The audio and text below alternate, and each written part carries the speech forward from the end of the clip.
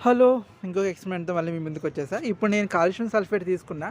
దాన్ని క్లియర్ వాటర్‌లో యాడ్ చేస్తున్నా. యాడ్ చేసేసాను. యాడ్ చేసిన తర్వాత చూడండి మొత్తం పాలలా మారిపోయింది. అంటే ప్యూర్ వైట్ కలర్‌లోకి వచ్చేసింది.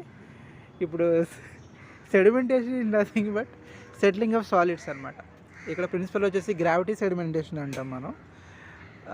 అంటే ఇప్పుడు యాజ్ టైమ్ ప్రొలాంగ్స్ అంటే టైం అలా అయ్యే కొద్దీ ఈ సాలిడ్ పార్టికల్స్ అన్నీ సెటిల్ అవుతూ ఉంటాయి అనమాట. చూడండి ఇనీషియల్గా మనకి ఆ క్లియర్ వాటర్ అనేది 52 ml దగ్గర కనిపించింది.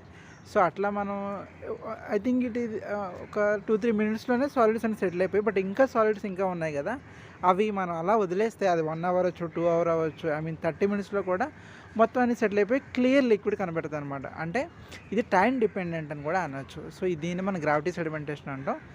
సో ఇలా మనం సాలిడ్స్ని లిక్విడ్ నుంచి సెపరేట్ చేయొచ్చు అనమాట.